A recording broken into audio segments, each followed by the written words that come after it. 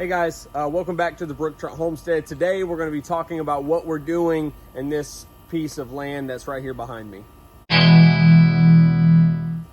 As you can tell, it's a little overgrown here. This used to be our tomato patch. We used to have about 6 good tomato plants here. They were still kind of doing well, but we ended up pulling them because we decided that this is the area that we want to do what's called a keyhole raised bed. It's a bed to where it's rather large, but you can get in the middle of it and begin to access all the produce that you're going to grow into it. So today and over the next couple days, if you see me changing shirts, it's not because I got sweaty, it's just because it's taken me a while to build this. But I'm going to try to take you along the journey on how we're going to do this, the layout of it, and what's the best method that I've learned to be able to do a nice raised bed in your garden. So let's just get to it. Okay, so the first task that we have to do, of course, is get rid of all this nasty Bermuda crabgrass that's been growing up.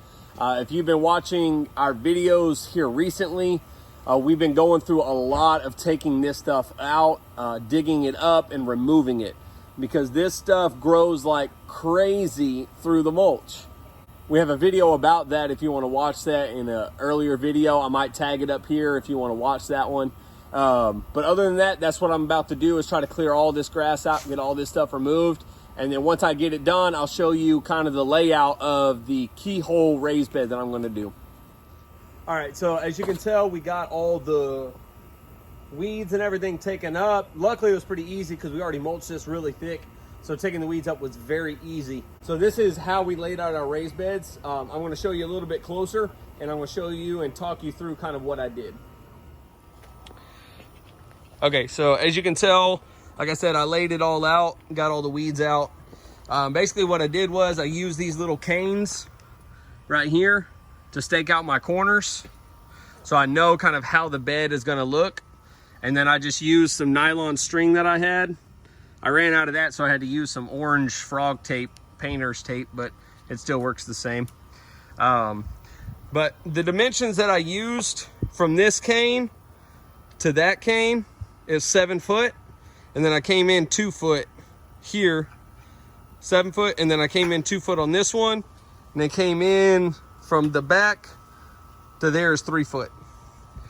So it's 7 foot by 2 foot. This back one is 6 foot by 3 foot, and then this one is 7 foot by 2 foot again, and that in the middle is 2 foot, so that way she can go in there and she's able to get her plants from there and from the sides here and from the back and from that side.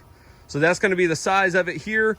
I got to dig out the posts, and I'm going to have to put posts in everywhere you see a cane. A 4x4 post is what I'm going to use, and I'll get to that here in a little bit. All right. Ready? Oh, it's going? Oh, okay. All right, so like I said, I had it mapped out of what I was going to do with it. And now I cut my posts. These posts I cut 18 inches roughly. And the reason why is because I just buried them 6 inches in the ground, and our beds are going to be a foot deep. So I'm going to end up double stacking these. But these are posts that a friend gave us. If you watch this video, thank you. You know who you are. They gave us a bunch of wood from their deck that they tore down, and they gifted us with it, and we were truly thankful for it. But that's what I did. I cut these 4x4s into 18-inch pieces. This right here is a 2x6. And basically what I did was I leveled my post to the best I could. I just used a little, what you call a torpedo level. I mean, if you have one, awesome. If you don't, I'm just very particular about getting my stuff level. And then I put this here, and basically I'm going to get this straight where I want it. I'm going to put this in place, and then I'm going to go through and I'm going to dig my other posts. But the reason I did this is that way I know where my starting corner is, and I can try to keep it as square as possible with our fence, and be able to move it. So that's what I'm going to do, and I'll be right back once I get more of the post set, and you'll be able to see it kind of coming together. All right, so as I was saying, I get my post put in. I'm just going to set my screw real quick into this first board.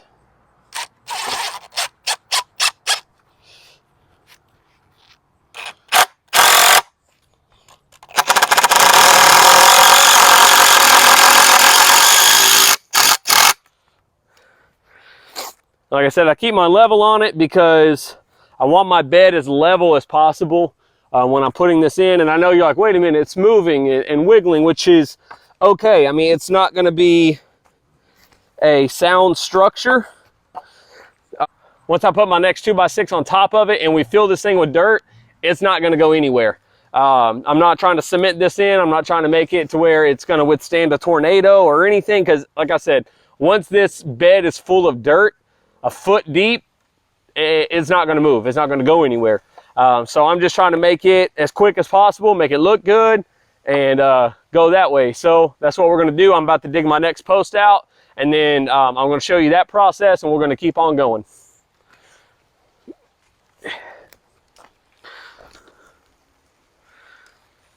Hopefully I don't get rained out. I don't know if you can tell or not, but that's some storm clouds over there.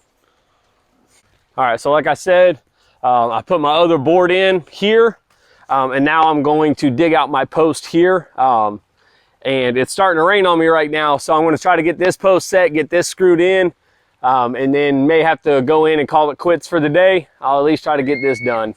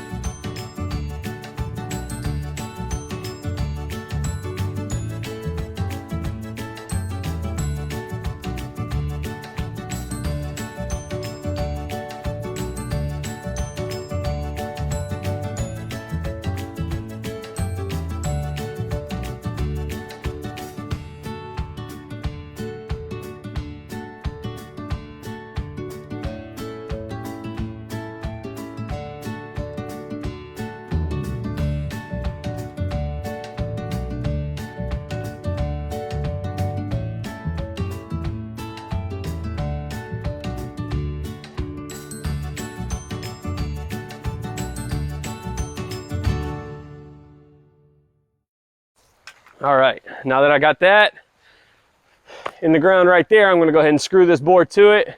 And I think I'm gonna go in because I'm starting to get soaking wet. All right, so as you can tell right behind me, I finally got the bed all finished. The posts I put in, like I said, were 18 inches tall. I buried them 6 inches deep. So the bed itself is about 10 inches deep. So right now what I'm about to work on now is filling this whole bed with a mixture of garden bed soil and compost that we got again from Ron's Organics. So that's what we're about to do now. We're getting this bed filled up and I'll be right back after that. All right, well, I got the bed completely filled with our garden bed compost mix. It took a full yard of dirt to get this here, but you know what? It's gonna be way worth it when we start planting in it. Again, this is our Keyhole raised bed. If you have any questions on how I did this or any questions on anything about this bed, please leave them in the comments below. I will gladly respond to them. I hope you got something out of it. It's definitely worth it. It seems like a lot of work, but hey, you know what? This bed cost me 50 bucks. And that's because the wood was donated to us. Thank you. It was a blessing from the Lord to get this wood. And then all I had to do was buy the dirt, which even this I probably could have got for free if I really dug around and tried to find somebody that could give me compost.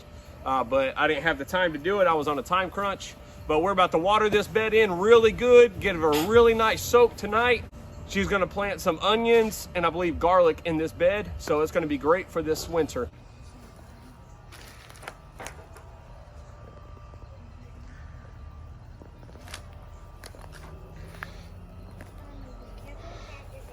Also, as you can tell, I added this little seat right here for the bed.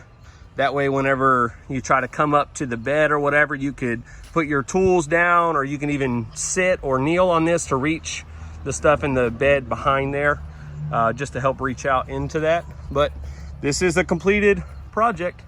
Hope y'all enjoyed. Thank you. God bless, and I hope y'all enjoy. Also, don't forget to please like and subscribe to our videos. We would greatly appreciate it. Thank you so much.